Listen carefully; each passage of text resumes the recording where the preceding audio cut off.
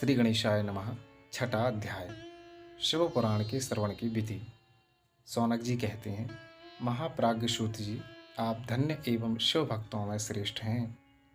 हम पर कृपा कर हमें कल्याण में शिव पुराण के श्रवण की विधि बताइए, जिससे सभी श्रोताओं को संपूर्ण उत्तम फल की प्राप्ति हो। सूत जी ने कहा, मुनि शौनक, तुम्हें संपूर्ण फल की प्राप्ति के लिए मैं शिव पुराण की विधि सविस्तार बताता हूँ।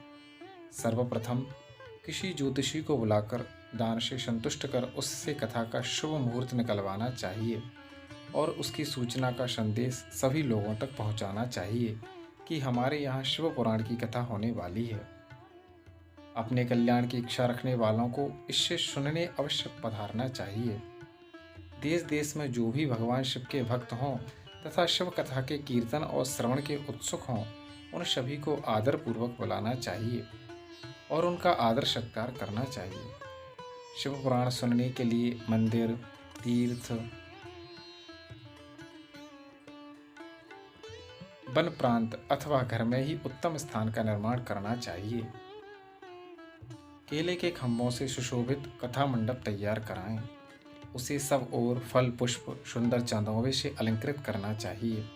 चारों कोनों पर ध्वज लगाकर उसे विभिन्न सामग्री से सुशोभित करें। भगवान शंकर के लिए भक्तिपूर्वक दिव्य आसन का निर्माण करना चाहिए तथा कथावाचक के लिए भी दिव्य आसन का निर्माण करना चाहिए। नियम पूर्वक कथा सुनने वाले के लिए भी सुयोग्य आसन की व्यवस्था करें तथा अन्य लोगों के बैठने की व्यवस्था करें। कथा वाचने वाले विद्वान के प्रति कभी बुरी भावना न रखें। संसार में जन्म तथा गुणों के कारण बहुत से गुरु होते हैं, परंतु उन सब में पुराणों का ज्ञाता ही परम गुरु माना जाता है।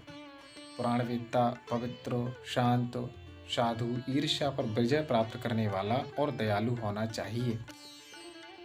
ऐसी गुणी मनुष्य को इस पुण्यमयी कथा को वांचना चाहिए। सूर्योदय से 3:30 पहर तक से वांचने का उपयुक्त समय है। मध्याह्न काल में 2 घड़ी तक कथा बंद रखनी चाहिए ताकि लोग मल मूत्र का त्याग कर सकें। जिस दिन से कथा शुरू हो रही है उससे एक दिन पहले व्रत ग्रहण करें।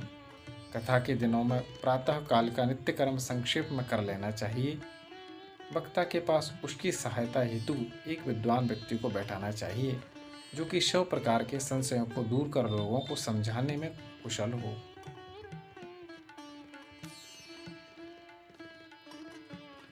कथा में आने वाले विघ्नों को दूर करने के लिए सर्वप्रथम गणेश जी का पूजन करना चाहिए। भगवान शिव व शिव पुराण की भक्ति भाव से पूजा करें। तत्पश्चात श्रोता तन मन से शुद्ध होकर आदरपूर्वक शिव पुराण की कथा सुनें। जो वक्ता और श्रोता अनेक प्रकार के कर्मों से भटक रहे हों, काम आदि 6 विकारों से युक्त हों, वे पुण्य के भागी नहीं हो सकते। जो मनुष्य अपनी सभी चिंताओं को भूलकर कथा में मन लगाते हैं, उन शुद्ध बुद्धि मनुष्यों को उत्तम फल की प्राप्ति होती है।